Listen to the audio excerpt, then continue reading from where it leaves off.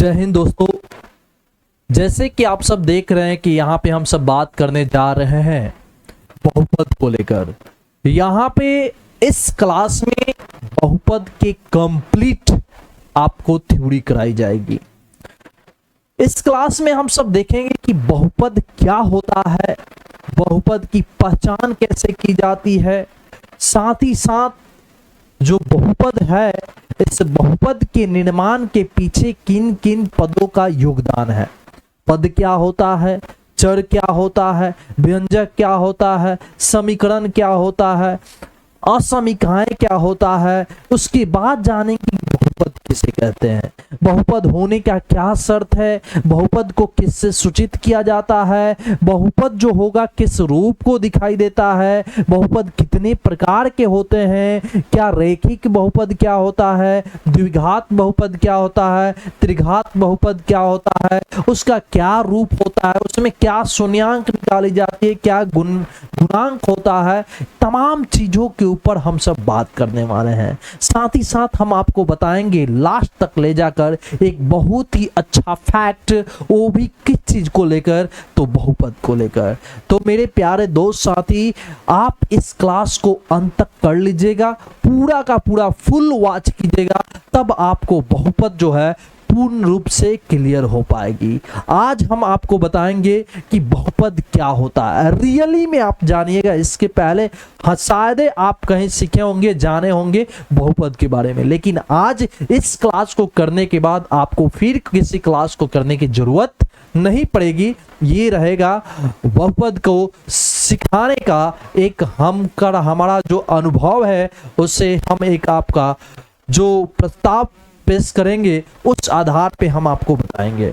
चलिए, तो सबसे पहली बात तो ये, आपको इस चैनल पर आने के लिए तहे दिल से और बहुत अधिक ये है आकांक्षा है कि आप इस क्लास को भरपूर तरीके से देखेंगे और बहुत बहुत तहे दिल से आपका स्वागत है इस चैनल पर। अपने मित्र दोस्त साथी सबके पास आप शेयर कर दीजिएगा। आइए तो शुरू करते हैं। सबसे पहली बात, बहुपद को समझने से पहले कुछ चीजों को हम लोग को जानना है, वो चीजें क्या है। ठीक है, तो वो चीजें क्या है, स्टार्ट करते हैं, समझते हैं। जैसे कि यहाँ पे आप देख सकते हैं एक कंप्लीट थ्योरी की बात करने जा रहे हैं। किसकी बात करने जा रहे हैं? कंप्लीट थ्योरी की बात करने जा रहे हैं। ये क्लास 10वीं के लिए प्रॉपर तरीके से है, आप 9th क्लास वालों के लिए भी है। ठीक है, जहां बहुपद की बात आएगी वहां पे इसकी बात चलेगी।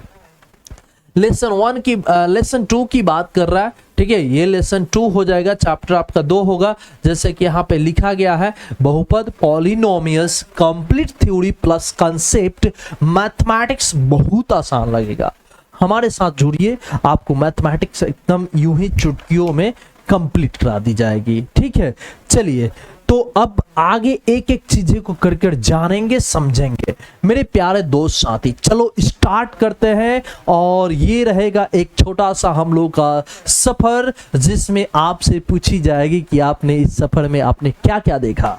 ठीक है, तो मेरे प्यारे दोस्त साथी इस चीज को देखते हैं, कंटिन्यू करते हैं।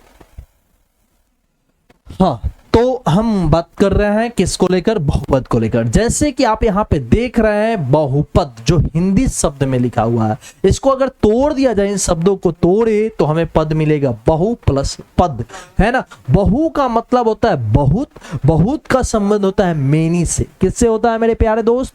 मेनी, और मेनी का रिलेशन यहाँ पे पॉली से होता है। Many poly, many poly. ठीक है, और यहाँ पे दो वर्ड जिसको एक साथ मिलाकर बात किया जाता है, पॉलिनोमियल्स। यानी मेरे प्यारे दोस्त साथी, यहाँ पे बात की गई बहुपद, यानी बहु प्लस पद। बहु का संबंध हो गया बहुत से, पद का संबंध आप समझ सकते हैं संकेत से है। मतलब बहुत सारे संकेत होने चाहिए, बहुत सारे चर और अचर का एक समूह होने चाहिए। और यहाँ पे आप पॉलीमेनिस वर्ड देखें, यहाँ पे दो वर्ड अंग्रेजी में बहुत ही मतलब लाजवाब का वर्ड है। जैसे एक मेनी और दूसरा है मच। अब कहाँ कंडीशन में, किस कंडीशन में मेनी का यूज किया जाता है और किस कंडीशन में मच का यूज किया जाता है? मेरे प्यारे दोस्त साथी, दोनों का मतलब जो होता है वो बहुत ही होता है, बहुत बहुत।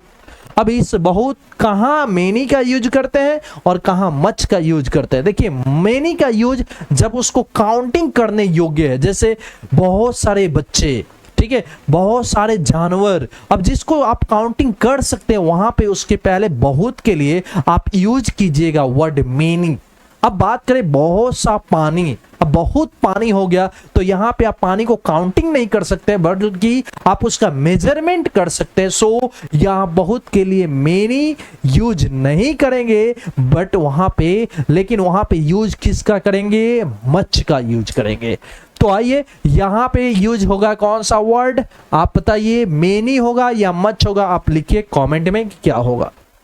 चलिए आगे बढ़ते हैं, चीजों को समझते हैं। मेरे प्यारे दोस्त साथी, सबसे पहले इसमें हम सब बात करने वाले हैं कि पॉइंट के ऊपर सबसे पहले इसमें हम सब जानेंगे क्या, तो पद को जानेंगे। किसको जानेंगे भाई साहब, पद को जानेंगे। ठीक है, आइए पद को अंग्रेजी में कहते हैं टर्म्स।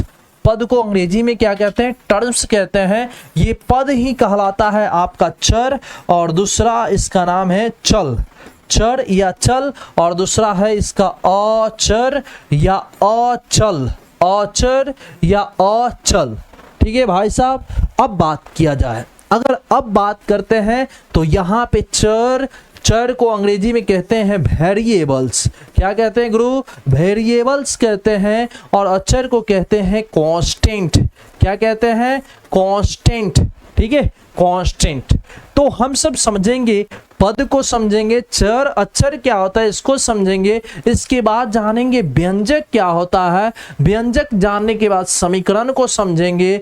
जब आप समीकरण को समझ जाइएगा तो इसी से संबंधित हम आपको असमीकाएं बताएंगे। क्या बताएंगे गुरु, असमीकाएं बताएंगे। और असमीका क्लियर होने के बाद तब हम आपको ले चलेंगे कि बहुपद क्या होता है, बहुपद किसे कहते हैं, बहुपद होने का क्या शर्त है। ठीक है, तो आइए शुरुआत करते हैं, चीजों को जानते हैं। मेरे प्यारे दोस्त साथी, सबसे पहले बात करेंगे हम किसके ऊपर, टर्म्स के ऊपर। ठीक है, टर्म्स के ऊपर बात करेंगे, यानी पद के ऊपर बात करेंगे। देखिए भाई साहब, कहता है सभी प्रकार के गणितीय संकेत, जितने भी गणितीय संकेत हैं जिसका मान किसी सिचुएशन में बदल जाता है या नहीं बदलता है। ठीक है, पद का क्या परिभाषा होगा, वे सभी गणितीय संकेत जिसका मान किसी ना किसी स्थिति में बदल भी सकता है और नहीं भी बदल सकता है, तो उसको कहते हैं पद। अब जो चीज बदल जाता है उसको कहते हैं, जो चीज बदल जाता है उस मान को कहते हैं चर, चर चर। ठीक है, उसको वेरिएबल्स कहते हैं। और जिसका मान नहीं बदलता है उसको कहते हैं अचर यानी अचल यानी कांस्टेंट, नियत उसको कहते हैं। अब देखो भाई साहब, जितने गणितीय संकेत है 0 1 2 3 4 10 11 12 A B C D X Y Z, ये सब कुछ क्या है, ये सब पद है। क्या है, सब पद है। इसमें से किसका मान बदल जाता है, किसका मान नहीं बदलता है। कहने का मतलब क्या हुआ, यदि हम आपको एक नोट देते हैं, ठीक है, एक मुद्रा देते हैं और उस मुद्रा पर लिखा हुआ है 100 का नोट दिए, और 100 का नोट देकर हम आपको मार्केट में भेज रहे हैं और कह रहे हैं कि जाकर कहना दुकानदार से कि ये जो है कि मान लो कि ये 500 का नोट है। कोई दुकानदार मानेगा, नहीं मानेगा, आपको बोलेगा, आपको डांटेगा, तुम पागल हो गए हो, यहाँ पे हैं इस सिचुएशन में यहाँ 100 का नोट है, अंधे हो, पढ़े लिखे नहीं हो, तो ऐसे तुमको डांटे जाएंगे। कौन तुमको भेजा, कौन बोला मान कर लाने के लिए, ऐसे ऐसी बात की जाएगी। ठीक है, तो ऐसे सिचुएशन में आपने देखा क्या कि 100 का नोट दिया गया, मतलब सारी दुनिया उसको 100 ही मानेगी, कोई उसको 500 का नोट नहीं मानेगा। तो जिसका मान किसी भी सिचुएशन में नहीं बदलता है भाई साहब, उसको कहते हैं अचर। क्या कहते हैं, अचर, उसको कहते हैं कांस्टेंट। आपको 0 के जगह पर कहा जाएगा कि 5 मान लीजिए, तो आप मानिएगा, नहीं ना मानिएगा। 10 के जगह पर आपको कहा जाए कि आप मान लीजिए 0, तो मानिएगा, नहीं ना मानिएगा। आपको 7 के जगह पर कहा जाए कि मान लो कि भाई साहब ये 7 2 है, तो कभी मान पाइएगा, नहीं मान सकते हैं। तो जिसका मान किसी भी सिचुएशन में नहीं बदलता है भाई साहब, उसको क्या कहते हैं, उसको कहते हैं नियत, कांस्टेंट। ठीक है, जैसे कांस्टेंट के तौर पे ये सभी अंक। ठीक है, उसके बाद जिसका मान जिसका मान किसी ना किसी सिचुएशन में बदल जाता है। जैसे कहीं अगर एक्स स्क्वायर लिखा गया, कहा जाए कि एक्स स्क्वायर को मान लो वाई, तो मान सकते हो, कोई दिक्कत नहीं है, किसी का दम नहीं है आपको डांटने का। हाँ जी, माना कि एक्स स्क्वायर बराबर वाई, मान सकते हो, कोई दिक्कत नहीं है। तो जिसका मान किसी ना किसी सिचुएशन में बदलता रहता है उसको कहते हैं क्या, उसको कहते हैं गुरु, उसको कहते हैं चर। ठीक है, चलिए, तो चर और अचर उम्मीद करते हैं कि आप समझ गए होंगे। यहाँ पे चीजें आपको पद को समझा दी है। ठीक है, इन तमाम चीजों के बारे में हम आपको बता दिए। जैसे पद को अंग्रेजी में टर्म्स कहते हैं, चर या चल, नियत, नियतांक, कांस्टेंट, ये तमाम प्रकार के नाम हैं। उसके बाद चर, चल, इसको परिवर्तन, जिसका चेंजिंग हो जाए, है ना, चेंजिंग हो जाता है जिन वैल्यू को, उसको क्या कहते हैं भाई साहब, उसको कहते हैं, जिसका मान बदल जाता है उसको कहते हैं चर। चलिए आगे बढ़ते हैं। इसी तरह से मेरे प्यारे दोस्त साथी, जैसे कि आपने चर और अचर को समझ गया, ठीक है, चर और अचर में उदाहरण के तौर पे देखा जाए तो यहां पे जो है अचर के तौर पे आपको 1 2 3 4 5 6 7 ये सारे चीज हुए, और वही वेरिएबल्स यानी चर के तौर पे हुआ एक्स वाई जेड। उम्मीद करते हैं कि आप पद और चर और अचर दोनों चीज समझ गए। आप लिखना चाहें तो आप इसको नोट कर सकते हैं। चलिए अब आगे बढ़ते हैं, व्यंजक को समझते हैं। बहुत अच्छी चीज है व्यंजक। अच्छा, एक बात जानिए, व्यंजक सबको नहीं पता रहता है, जिसको अंग्रेजी में कही जाती है, जानते हैं क्या भाई साहब, इसको कही जाती है एक्सपेंशन। क्या कही जाती है गुरु? एक्सपेंशन। अब व्हाट इज एक्सपेंशन, क्या होता है ये एक्सपेंशन, क्या है व्यंजक? तो मेरे प्यारे दोस्त साथी, जैसे कि हम आपको बताएं, एक साइड चर और दूसरे साइड अचर। अगर चर और अचर के बीच में प्लस माइनस गुना भाग सब जुड़ जाए, यानी क्यों ना एड का सिंबल हो, सब्सट्रैक्शन का सिंबल हो, या मल्टीपल का सिंबल हो, या डिवाइड का सिंबल हो, अब टोटल आपस में मिलकर चर और अचर आपस में मिलकर भाई साहब कहलाएगा ये व्यंजक। तो मेरे प्यारे दोस्त साथी, आप समझ गए होंगे कि व्यंजक क्या होता है। व्यंजक क्या होता है, व्यंजक की अगर बात किया जाए तो व्यंजक की अच्छा सा परिभाषा क्या होगा, क्या हो सकता है भाई साहब? तो व्यंजक की जो है परिभाषा वो है कि चर और अचर के बीच, चर और अचर के बीच प्लस माइनस गुना भाग ये सारे तमाम प्रकार के अगर जुड़ जाता है सिंबल, तो समस्त पद जो होता है वो क्या कहलाता है? वो व्यंजक कहलाता है।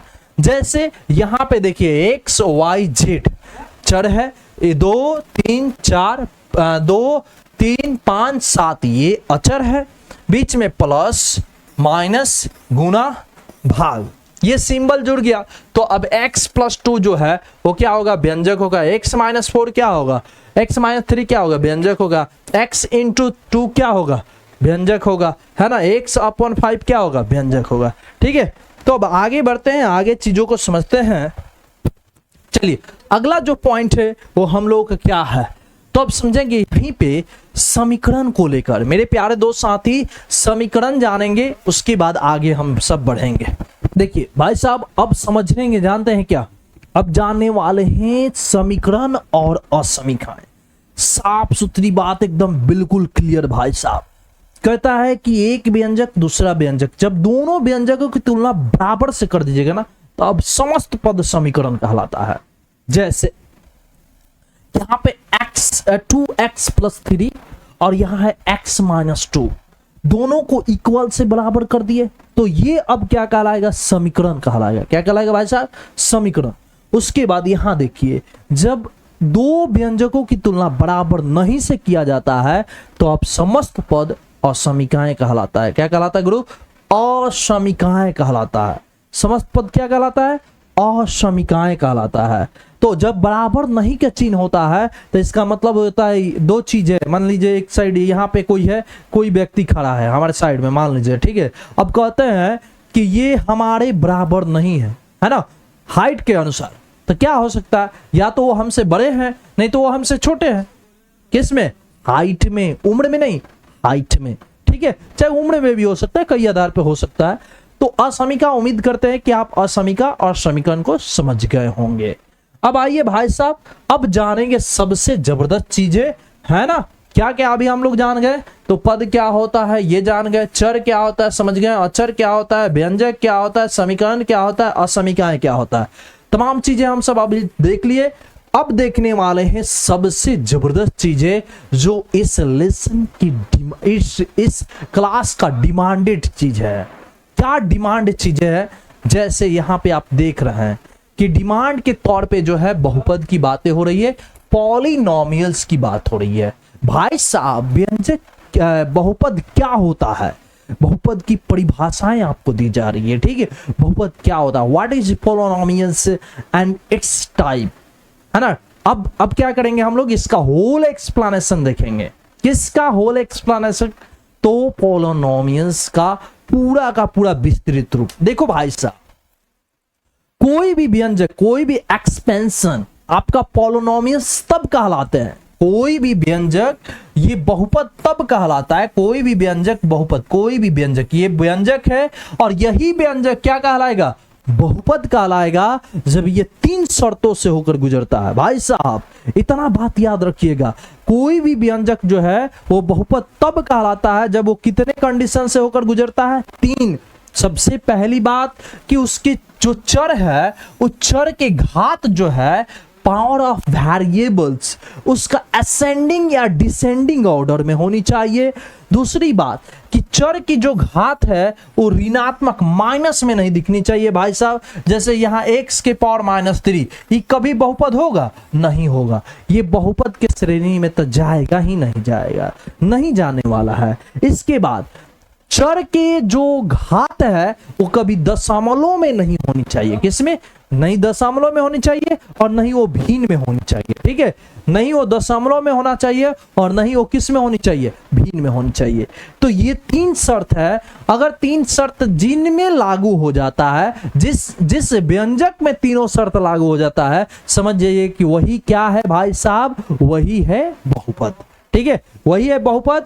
आइए तो देखते हैं कि कौन कौन जो है बहुपद के श्रेणी में है और कौन कौन बहुपद के श्रेणी में नहीं है। सबसे पहली बात, सबसे पहला एक उदाहरण अच्छा खासा लेते हैं, जैसे 3x² + 7x - 8 ये बहुपद है या नहीं है, कमेंट करके बताइए। है, ये बहुपद है।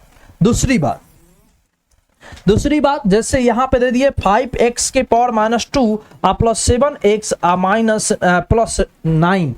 अब यहां देखिए चर के अधिकतम घात जो है -2 है, तो ये माइनस में है, तो भाई साहब ये बहुपद नहीं है, ये बहुपद नहीं है। इसके बाद बात किया जाए, जैसे और ले लेते हैं, जैसे यहाँ 7x के पावर 0.5 और +7x - +9। अब ये बहुपद है या नहीं है, तो भाई साहब यहाँ x के जो अधिकतम घात है वो 0.5 के अधिकतम घात तो 1 है, बट यहाँ इसका जो घात है वो दशमलव में है। किसमें भाई साहब, जब दशमलव में है तो ये बहुपद नहीं है। अगर बटा में रहता है, जैसे 2x के पावर 1/3 + 7x² + 9, तो अभी भी ये बहुपद नहीं है, ठीक है, बहुपद नहीं है, क्योंकि इसके चर के घात जो है वो क्या है, चर के घात क्या है, किस में है, चर के घात भिन्न में है, ठीक है। चलिए तो अब आगे बढ़ते हैं। उम्मीद करते हैं कि आप बहुपद को पहचानना सीख गए, कैसे बहुपद को पहचान कर पाइएगा, ठीक है। 3 चीज याद रखिएगा, असेंडिंग डिसेंडिंग ऑर्डर में चर की घात होनी चाहिए, दूसरा ऋणात्मक नहीं होनी चाहिए, और तीसरा जो चर के घात होता है वो कभी दशमलव या भिन्न में नहीं होनी चाहिए। चलिए अब आगे बढ़ते हैं। देखो भाई साहब यहां तक तो ठीक है, अब आगे बढ़ते हैं, चीजों को समझते हैं। ये सारी चीजें हम आपको बता दिए, ठीक है। अब बहुपद का आप पहचान कर भी सकते हो भाई साहब आसानी से, है ना। चलिए और चीजें जानिए। जो बहुपद है मेरे प्यारे दोस्त साथी, जो बहुपद है आप तो जान गए कि बहुपद के साथ 3 गो शर्त लागू होता है। कितने, कोई भी व्यंजक के अंदर जब 3 शर्त होता है तब वो जाकर क्या कहलाता है, बहुपद। देखिए भाई साहब जो व्यंजक होता है, जो बहुपद होता है उसमें 2 गो चीज खतरनाक होती है, ये आपको हमेशा माइंड में सेट रखना होगा बहुपद को लेकर, ठीक है। पहली बात भाई साहब कि बहुपद को px gx QX RX FX से व्यक्त किया जाता है। किससे किससे व्यक्त किया जाता है? इससे PX GX QX RX और FX से व्यक्त किया जाता है। ठीक है, और जो बहुपद होता है ये हमेशा बहुपद शून्य से तुल्य होता है, शून्य के समतुल्य होता है। यानी जैसे हम बोल सकते हैं PX बराबर क्या होगा? 0, PX बराबर 0। ठीक है, निम्न में से कौन बहुपद है या नहीं है पहचान करें, ये क्वेश्चन था। ठीक है, तो इसमें क्वेश्चन पूरा नहीं है। अब जानेंगे बहुपद के प्रकार को। ठीक है, सभी लोग आइए, बहुपद के प्रकार जो है मेन चीज है। ठीक है, बहुपद के प्रकार को यदि आप जान गए तो समझिए कि चीजें आपकी पूरा क्लियर हो गया। ठीक है, 80% चीजें क्लियर हो जाएगी बहुपद को लेकर, 80% अगर आप बहुपद के प्रकार को जान गए। देखो भाई साहब, बात है साफ सुथरा क्लियर है।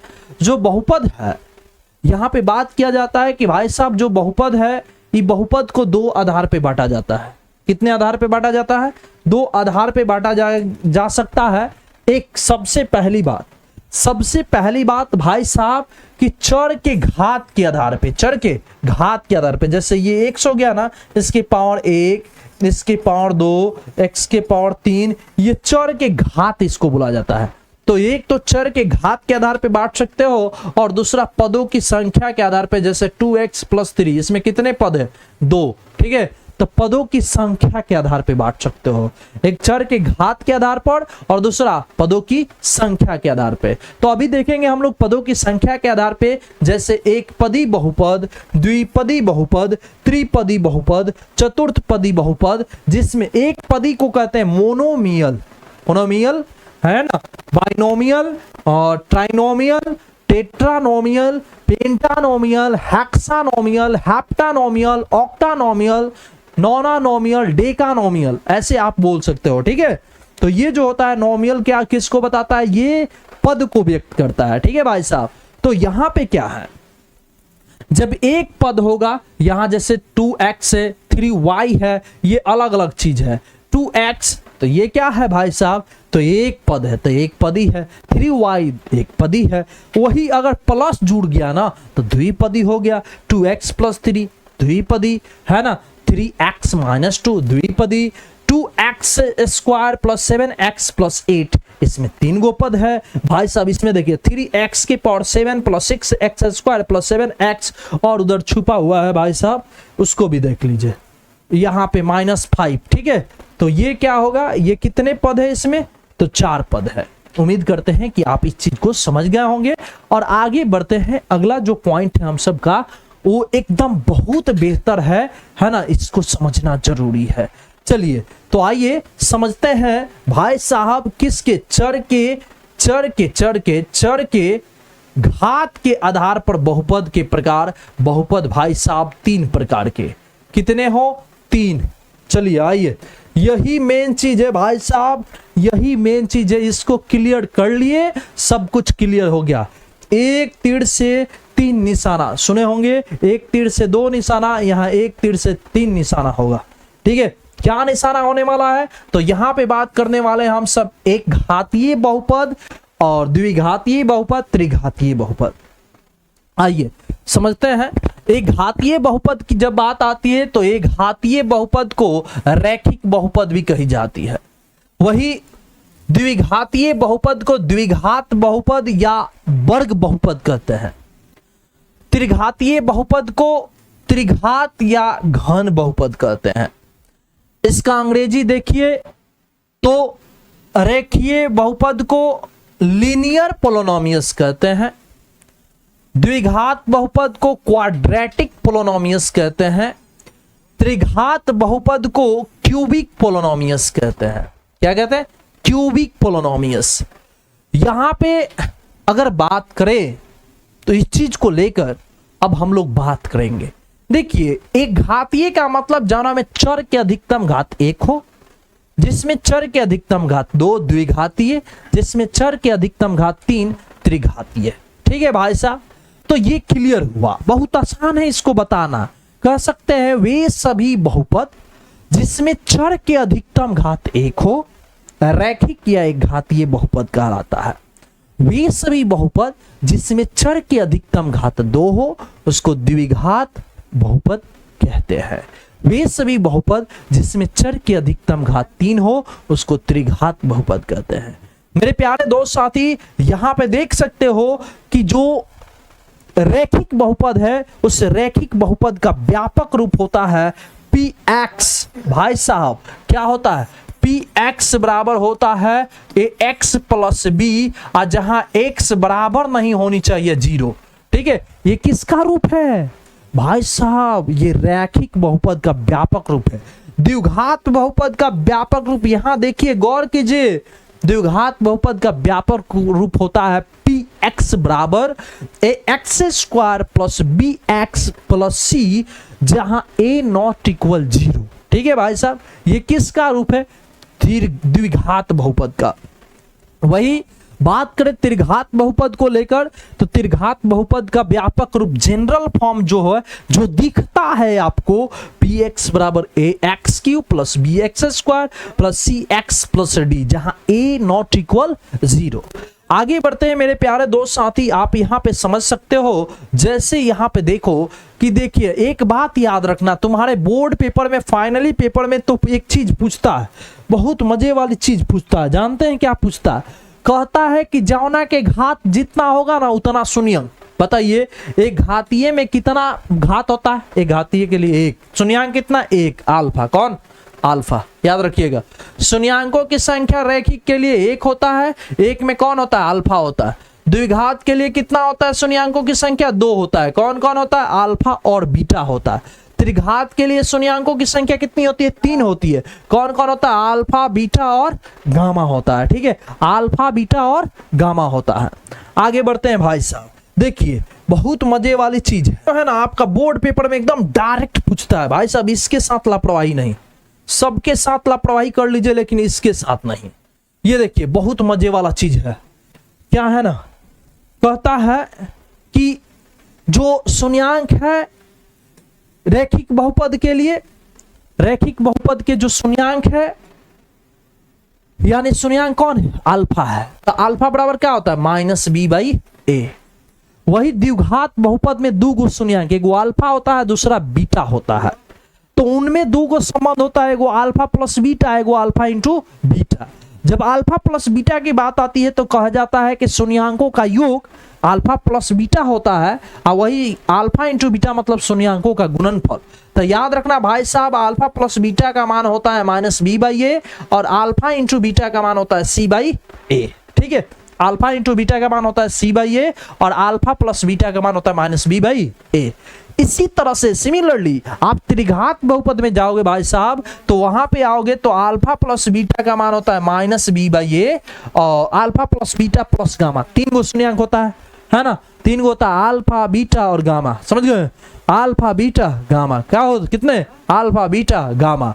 तो तीनों के बीच में संबंध alpha plus beta plus gamma, alpha plus beta plus gamma, यानी एक कहते हैं शून्यंकों का योग। क्या कहते हैं? शून्यंकों का योग। तो शून्यंकों का योग का मान होता है माइनस बी बाई ए। कितना?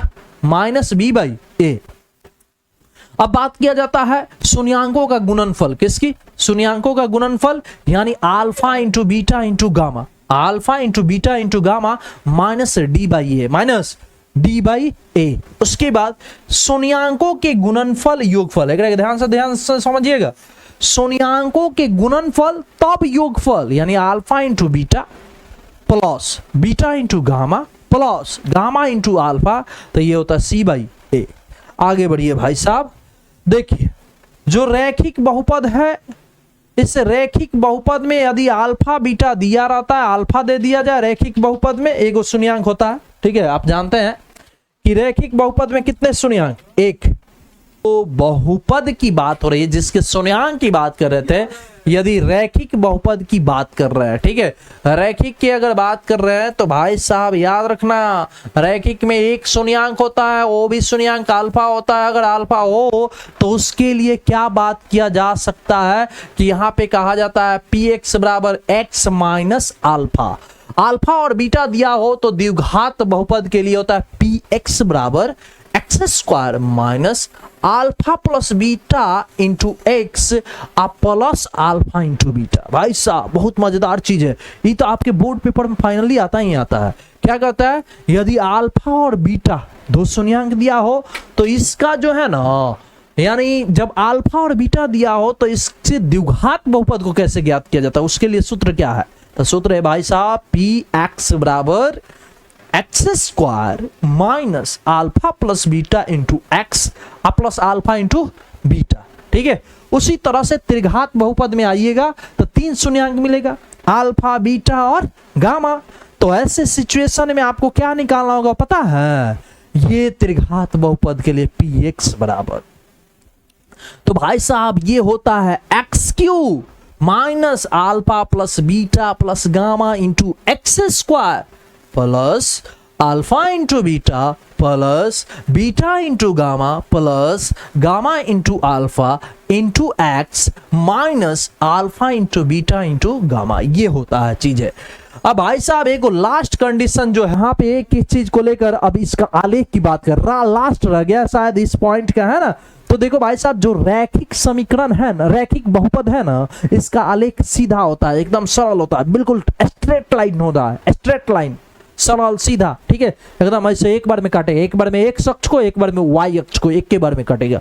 ठीक है, तो यही होता है। अब वही परवलयकार जीव की आकृति का होता है, द्विघात बहुपद का जो होता है क्या बोलते हैं, आलेख, द्विघात बहुपद का आलेख ये परवलयकार होता है, मतलब जीव की आकृति का होता है। ठीक है, इसको कहते हैं परवलयकार। वही गुरु यहाँ पे बात किया जाता है त्रिघात बहुपद को लेकर, तो त्रिघात बहुपद में मेरे प्यारे दोस्त साथी ये होता है वक्र। ठीक है, वक्र टेढ़ी मेढ़ी होती है, इतना चीजें हुई। यहाँ पे मेरे प्यारे दोस्त साथी ये चीज को याद रखना बहुत जरूरी है। ठीक है, इन चीजों को समझना बहुत अति जरूरत है। भाई साहब क्या क्या जरूरत है, तो यहाँ याद रखना alpha square plus beta square बराबर होता है अल्फा प्लस बीटा का whole square minus alpha into beta. फिर बात करता है कि alpha cube plus beta cube बराबर होता है अल्फा प्लस बीटा का whole cube minus 3 alpha into beta into alpha plus beta. आपको पता होगा ये सब। ठीक है, A plus B the whole square वही सारे सूत्र है। ठीक है, याद रखिएगा, इसकी भी जरूरत है। अल्फा माइनस बीटा का होल स्क्वायर बराबर होता है अल्फा प्लस बीटा का whole square minus alpha into beta. ठीक है, तो ये सारी चीजें हैं। तो मेरे प्यारे दोस्त साथी यहां तक ले हम सब चीजों को समझ गए। आप कमेंट के माध्यम से बताइए कि आपको क्लास कैसा लगा, और आप जो इस क्लास को देख रहे हैं ये क्लास बहुत जबरदस्त है, कंप्लीट एक थ्योरी दिया बहुपद के लिए, है ना। उम्मीद करते हैं कि आप इस चीज को भरपूर तरीके से समझे होंगे। किसी प्रकार की दिक्कत परेशानी हो तो आप निश्चित तौर से कमेंट कीजिएगा। अगर आपको ये क्लास अच्छा लगा तो 1 लाइक निश्चित तौर से अपने दोस्त साथी मित्र सबके पास शेयर कर दीजिएगा, ताकि वो लोग भी इस क्लास का फायदा उठाए। साथ ही साथ मेरे प्यारे दोस्त साथी, है ना, अगर आप नहीं पहली बार है इस चैनल पे तो आप निश्चित तौर से 1 सब्सक्राइब कर दीजिएगा। बहुत बहुत धन्यवाद। जय हिंद। मिलते हैं एक नए क्लास के साथ। चलिए बाय बाय, टेक केयर।